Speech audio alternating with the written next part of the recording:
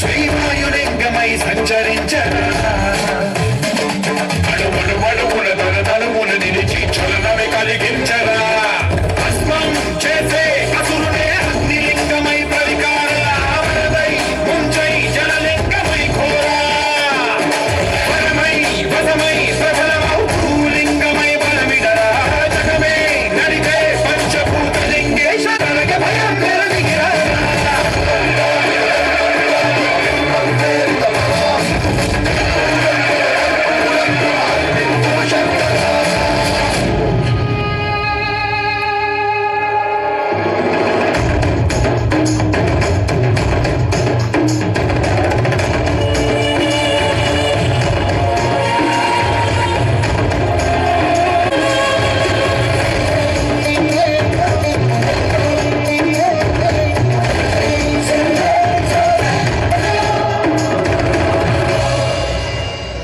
విశ్వేశలింగమై కనికరించరా విలిఖితమునిక పరపర పర చరిపి నిధనం పాపరాత్మాల హస్తిలింగేశ్వర ప్రాణం నీపై ఆలింగనం మీరా జగలో కొలువై ఆత్మలింగమై నిలబడరా తుదివై గతివై సర్వజీవలోకేశ్వర రక్షించరా శివ శంకర హర హర శంకర జయ జయ శంకర దిగిరా శంకర ప్రకట శుభంకర ప్రళయ భయంకర దిగిరా శివ శివ శంకర హర హర శంకర జయ జయ శంకర దిగిరా శంకర ప్రకట శుభంకర ప్రళయ భయంకర దిగిరా శివ శివ హర హర జయ జయ శివ శివ హర హర జయ జయ దిగిరా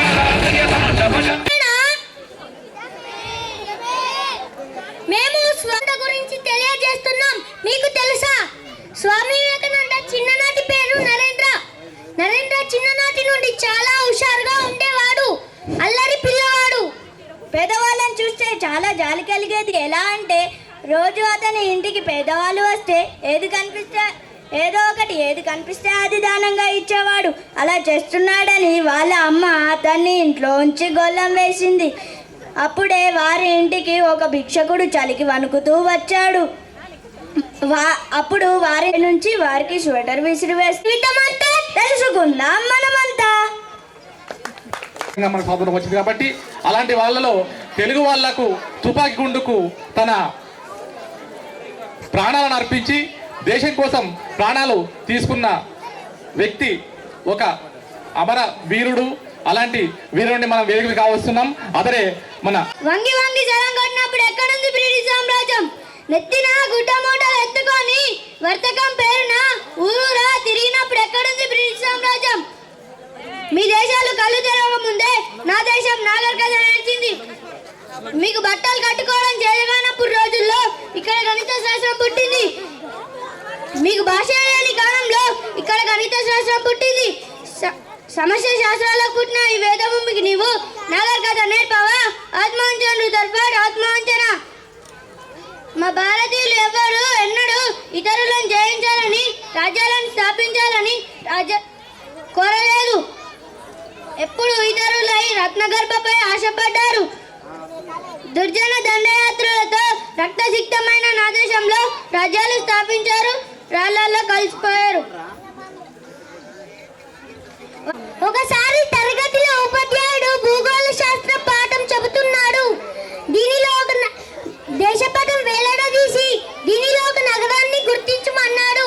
నరేంద్ర కూడా చిట్టి తండ్రి న్యాయం వైపే ఉండు, ఎన్ని కష్టాలు వచ్చినా నిజాయితీగా జీవించు అని చెప్పింది.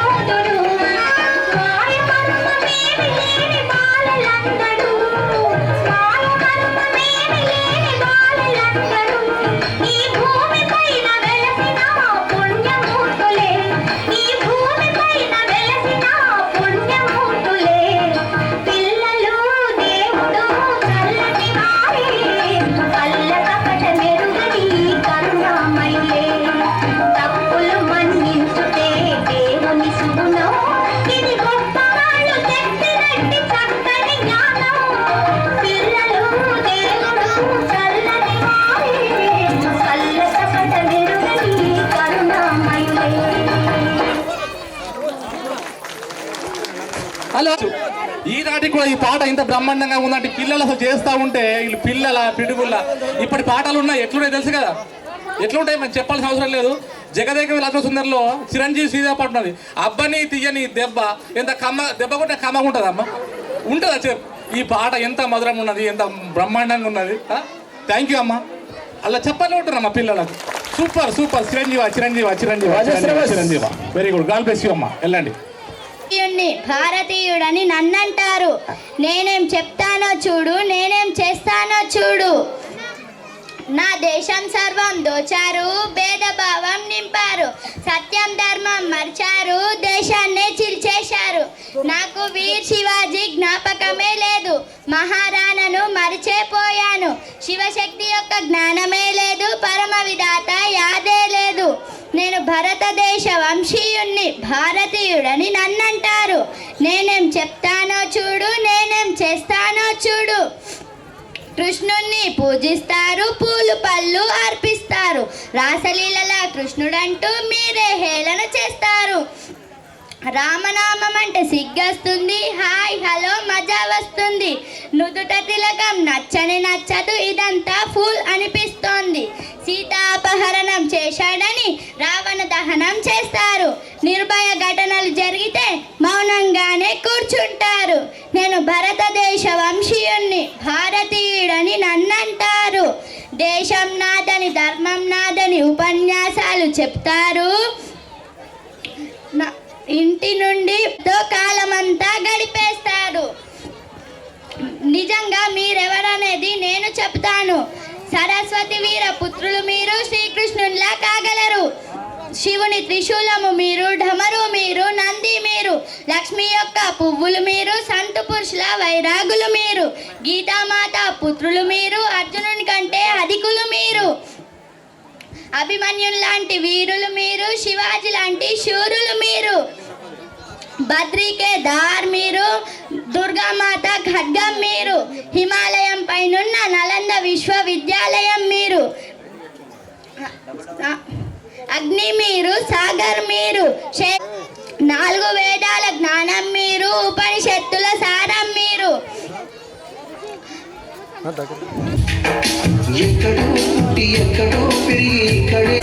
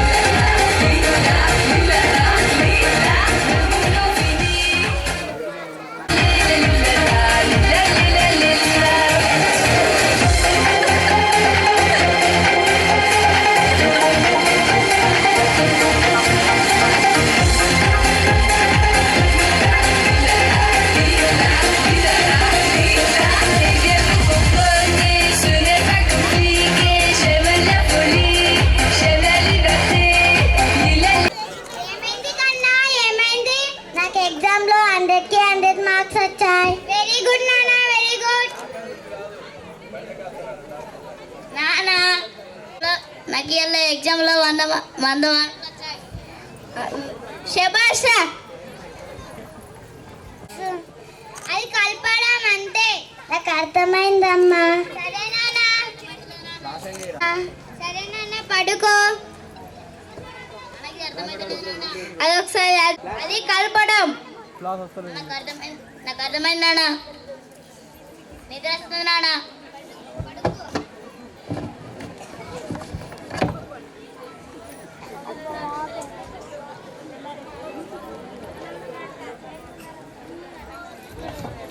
పిల్లలు లేవండి.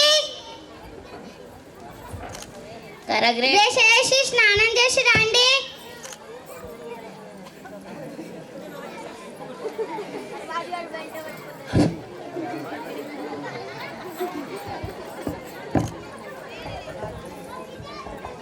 ఆకలి అవుతుంది, అన్నమయ్యమ్మా. సరే నాన్న.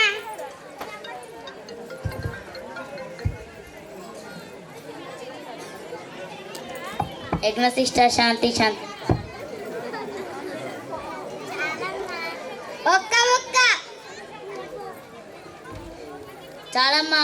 ఒక్క ముక్క చాలమ్మా. ఒక్క ముక్క నానా చాలమ్మా. ఒక్క ముక్క రోజుల నుంచి ఆలోచిస్తున్నావు కదా. పట్టు చీరనా? కాదు, నువ్వు ఆలోచించుకో. ఏం మరి? నువ్వు ఆలోచించుకో. సర్ప్రైజ్ ఐఫోన్ మరి నీకు. నాకు కూడా ఉన్నది. నీకోటి పంపించినది మంచిగా ఉన్నదా? నీకొకటి పంపించిన మంచిగా ఉందా? అదేం మంచిగా లేదు. ఇంకోటి పంపించిన మంచిగా ఉందా? ఆవు. నాకు ఎగ్జామ్ లో 100కి 100 మార్క్స్ వచ్చాయి. అడ పెట్టుపో. అమ్మ నాకు కూడా. అడ పెట్టుపో.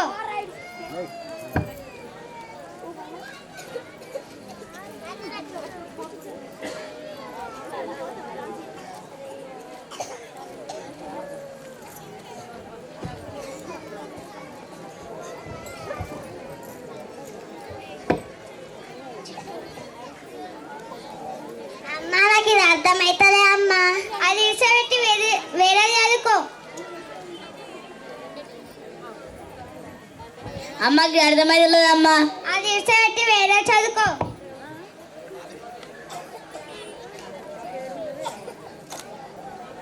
నిద్ర వస్తుందమ్మా, పడుకోండి. సరే పడుకోండి.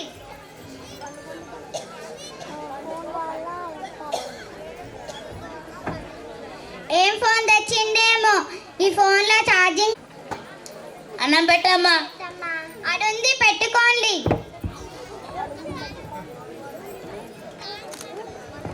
యజ్ఞ సిస్టర్ శాంతి.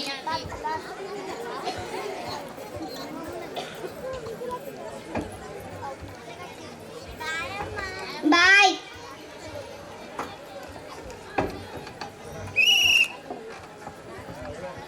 తమ్ముడు అమ్మమ్మ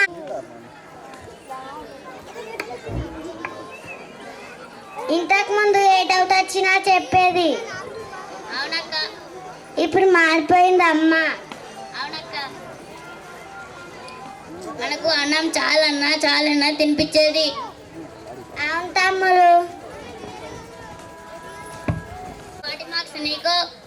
నాకు 70 మార్క్స్ వచ్చాయి. వచ్చిందా?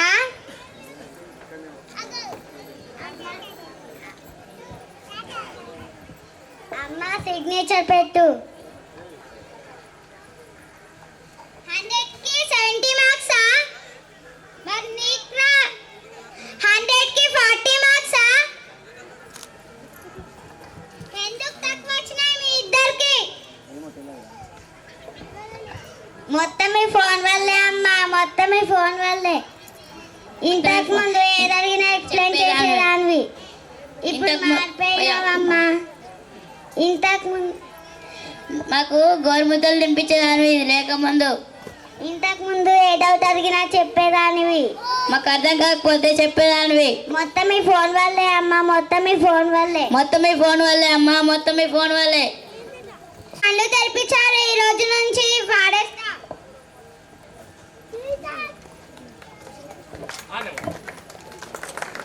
నిజమా కాదా? ఎంతమంది ఒప్పుకుంటారు దీన్ని? అందరూ ఒప్పుకుంటారు. ఎందుకంటే మనకు పూర్వం నుంచి ఒకటి ఉంది. ఏమి? మనకు మాతృదేవోభవ, పితృదేవోభవ, ఆచార్య దేవోభవ, అతిథి దేవోభవ ఉంది. కాబట్టి మనకు మొదటి స్థానం అమ్మది, ఆ తర్వాత నాన్నది. మన అమ్మ ప్రేమగా పెంచి మన ముద్దు పెంచితే, మన నాన్న మన చిన్నప్పుడు ఏడున్నావు, మన నాన్న చిన్నప్పుడు ఈ చొక్కా వేస్తాడు. మనం ఏమనుకుంటాము, మా నాన్న నాకు చొక్కా వేస్తున్నాడు అని చెప్పడం కాదు. ఆయన నాన్న మనసులో ఏముంటుందంటే, ఒరే నాయన నీ చొక్కా వేయడం లేదురా, నీకు జీవితాంతం తోడు ఉంటున్నావు అని చెప్పి నీ కవచాన్ని ఉంటాడు. ఆ విషయం మనకు తెలియదు. ఎప్పుడు తెలుస్తుంది? మన పెద్దగా తెలుస్తుంది. మన నాన్న ఇలా పైకి లేపి ఎగరేస్తుంటే మనం నవ్వుతూ ఉంటాం. మనం ఏమనుకుంటామంటే మన నాన్న పైకి ఎగరేసాడు అనుకుంటాం. కానీ నాన్న మనసు ఏముంటుంది, ఎన్నాళ్ళకైనా నాకన్నా గొప్పోడు కావాలరా, నీలాంటి వందందరూ మెచ్చుకోవాలన్న నాన్నలో అర్థం మనకు తెలియదు.